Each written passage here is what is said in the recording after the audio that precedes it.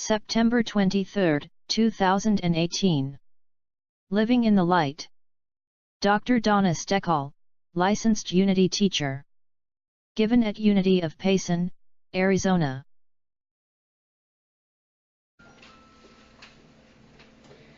So my talk title today is Living in the Light. And I want to ask 3 questions about this. What is this experience? How does it feel? And how can we create it and use it in our daily lives?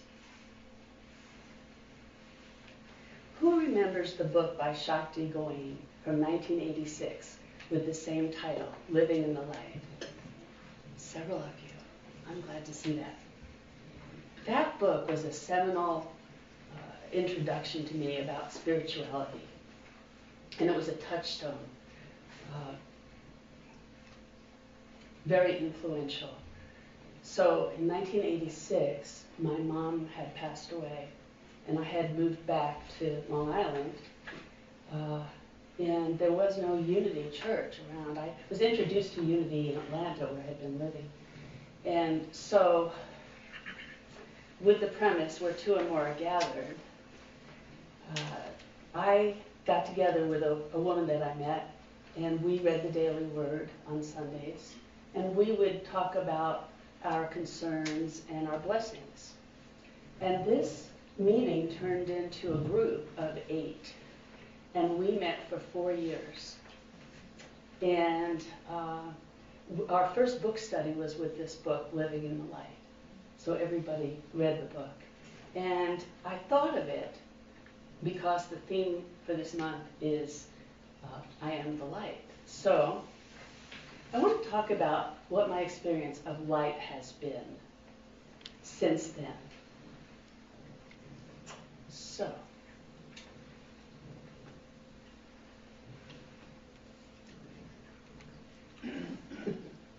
okay, I think it's on. I practiced this before y'all got here. Let's just see. No?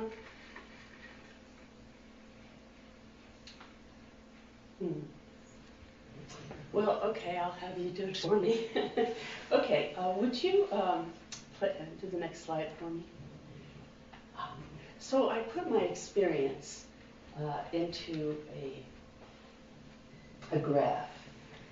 And these are some of the aspects of what living in the light is like for me. So the first one is mindfulness. It doesn't have to go in this order, but it's the first one I listed. So carefully and intentionally performing activity. This could be, from washing dishes and folding laundry to talking to your partner or your friend. Having an intention of where you're going with the conversation before you open your mouth. That's mindfulness. And there's many other examples of it. Especially at Unity Village, where there's a lot of energy in one place at one time. How many of you have heard of Unity Village? Raise your hand. How many of you have actually been there? 4 of you. 5. It's a wonderful place, 1,200 acres, a retreat and chapels, roses, and lots of love, and people holding the intention of oneness. And you can feel it. So when I'm there, I just have a feeling of assurance and gratitude when I wake up, throughout my day, when I go to bed. It's a beautiful feeling. Then I smile. I smile a lot in there. Equality. Equality to me, I first really grasped that idea in 1986. I did go to my first Unity retreat in San Diego. It was called Spirit's Journey. And it was a week long with ministers giving workshops and music. And I realized at that point in time that I was an equal to everybody else. And our mission was to love. And my mission was to love. And it was the most beautiful awakening and beautiful feeling. That's equality. That's that feeling of equality. Appreciation. You know, you can just look out and just feel content and centered and know that everything is as it's supposed to be and you're in the right place at the right time, and you can just appreciate where you are and what's going on. And that ties in with the feeling of presence and joy. There's an openness and a curiosity to this experience. And there's freedom. There's freedom of choice. We know we have choice. And there's clarity of vision and a sense of love. I also felt this way on retreats for nonviolent communication retreats and trainings. One time I was coming home on the plane, and I just had, after a nonviolent communication training, and I just had this sense of wholeness. And the plane was packed, right? There were babies crying, there was lots of noise, and it was a little bit, if I didn't have this sense of peace, I would have probably felt smothered and panicky, but instead of that, I felt like I was seeing through the eyes of God. And I would just, wherever I placed my glance, I would smile. Even at the crying baby or at the coughing passenger. And it was like time was still and people could rest in that. Because when we're anxious around other people, it's catchy and they get anxious, if you notice that. Or if we're angry around other people, all of a sudden they get angry. But when we're full of compassion around other people, that happens too. We get compassion back. I'm going to talk a little bit about that when I talk about the world as our mirror. There's integrity. We're acting in harmony with our values. We're living in harmony with our values when we're living in the light. There's a sense of wholeness to that. There's also a sense of expansiveness, that we are larger than we normally feel when we're shrinking like a violet, when we're in fear. When we're in the light, we're large. We loom large in the light. There's aliveness and a sense of power. And there's also spontaneity. Because we trust.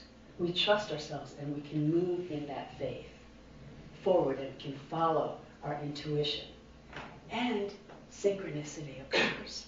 Synchronicity occurs. All things come together, like you were talking about, Betty, last night. When everybody's in that space, the magic happens. How many of you have read the book or seen the movie Celestine Prophecy? So you know what I'm talking about when I talk about synchronicity? Well, it is here. It is here in this room. But tuning into it is our opportunity. Tuning into it. And how do we do that? By tuning into our own intuition in each moment. However, so this is me, the last day at Unity Village in July. I'm in the Peace Chapel, and I'm living in the light. There's nothing that can disturb the calm peace of my soul. Now, I want to show you a slide what happens 2 weeks later when I'm back in Payson. So what gets in the way? So here are some of the things that get in the way. An ego, our personality, can show up as these things. Fear of others' disapproval or longing for their approval. Same phenomenon, different sides. Smugness. I know better. I have more experience. Or I deserve, an I deserve attitude. There's also righteous indignation. Anybody familiar with that one? And there's self-pity parties that go on. There's better than and less than. There's pressure, there's demands, there's hurriedness. You have to get things done in a certain way at a certain time. Like the Alice in Wonderland, that rabbit. I'm in a hurry, I have to go to an important place, I have to go. And ends up going in a circle. Anxiety, fear of losing something we have or not getting something we want. Now that's something I've heard in 12-step programs. That's a fear that happens when you're not centered, when you're not in your power, when you're not allowing God in your life. There's a not enoughness. There's a lack consciousness. There's not enough for me. That goes with that. I have to get mine first before anybody else can get theirs. There's judgments of ourselves and others. There's a whole judgment hall of mirrors. I can judge you for judging me. I can judge myself for judging you. I can judge you for judging yourself, etc., etc. There's anger when I judge you. There's guilt and shame when I judge me. And there's a lack of purpose and a low self-worth, a lack of meaning in our life when ego is running the show. And that's our small s, right? But we need our small s we need our form as a vehicle to carry our love into the world. And I'll talk more about that when I talk about her chapter on integrating form and spirit. So, and then that was my question. How do I integrate these sides of myself in my daily life so that I can feel more peaceful and I can use my personality as a strength rather than something that takes control and takes over? And how can I surrender that personality at the right times to something greater and something larger? And there's a balance.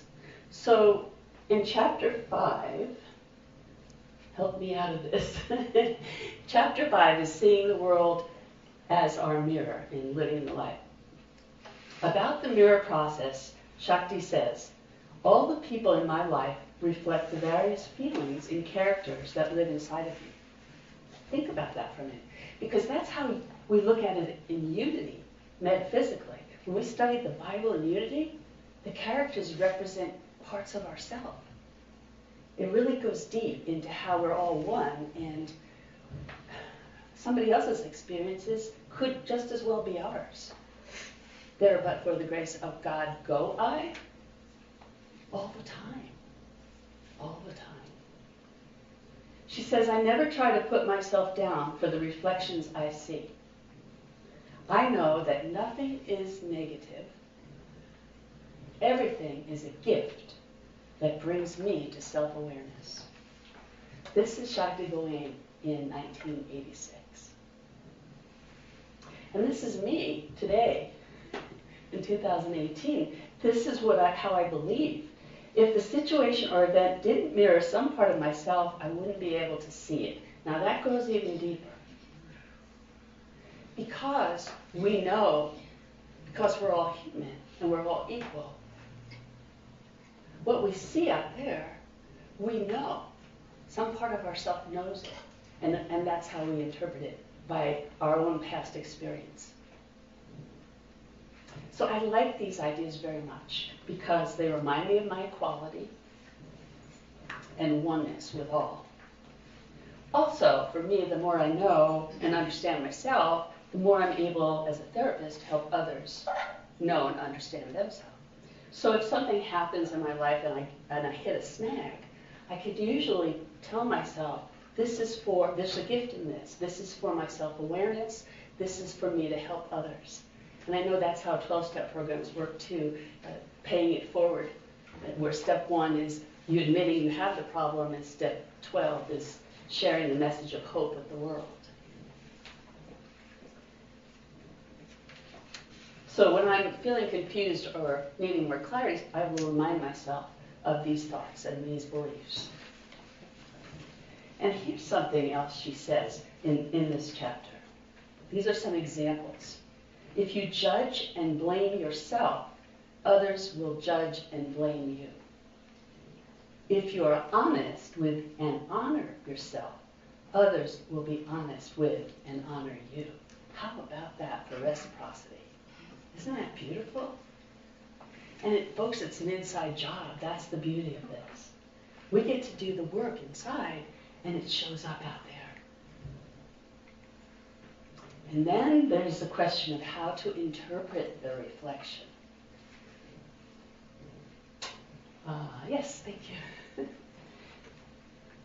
It will not help to analyze the situation with your mental, rational mind. Rather than asking, why is this happening to me? Ask to see the situation from the eyes of spirit. Use internal feedback in the form of feelings. If you feel empowered and more alive, then the answer is right.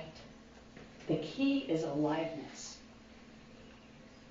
We don't want to be nice, walking dead people. We want to be nice, alive people. And that life energy is always running through us and around us and out from us. And the key is to just affirm it and know it and be there with it. So we've moved deeper into chapter 6. Integrating spirit and form. 3 points that she makes.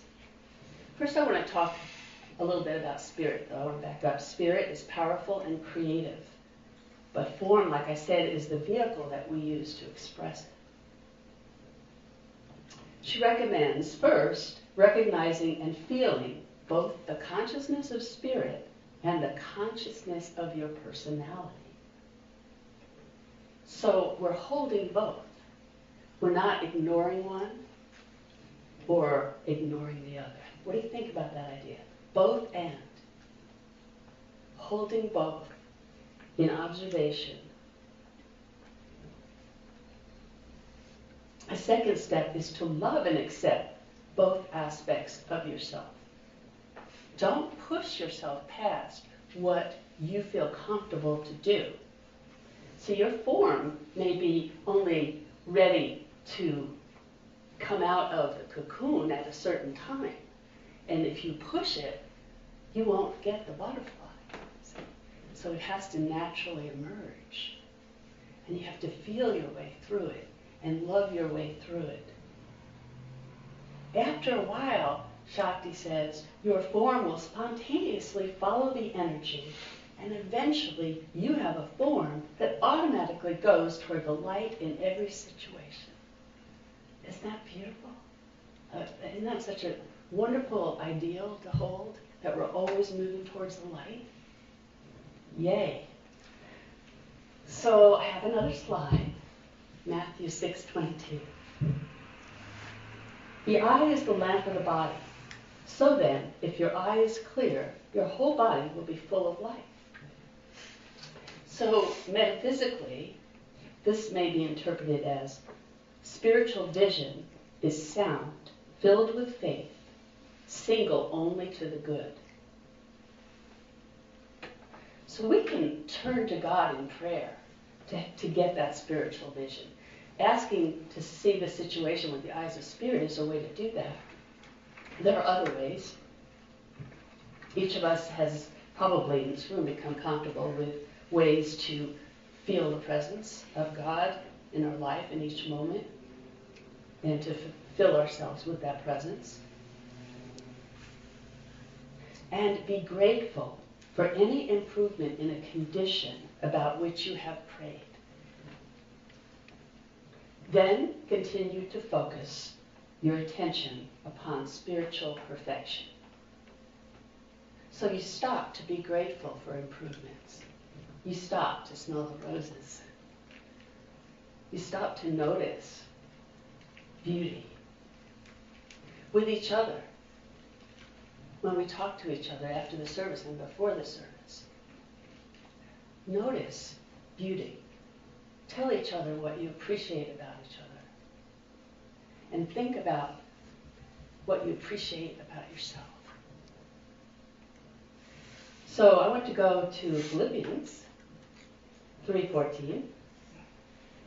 And the part of this verse that I really like, that motivates me, is press on toward the goal for the prize of the heavenly call of God. Now, remember, we're interpreting metaphysically. And to me, this means the Spirit of truth is the prize. That's that place where we can rest and know who we are and be known for who we are.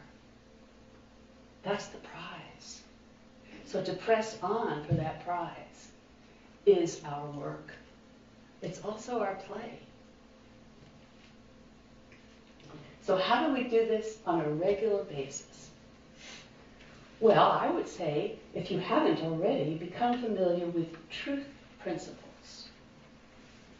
In Unity, the 12 powers are seen as examples of these principles. I really like the 12 powers a lot. I call upon them in prayer often. So let me see if I can tell you what they are. Okay, so there's faith, strength, wisdom, love, imagination, power, understanding, will, order, zeal, release, and life. Thank you.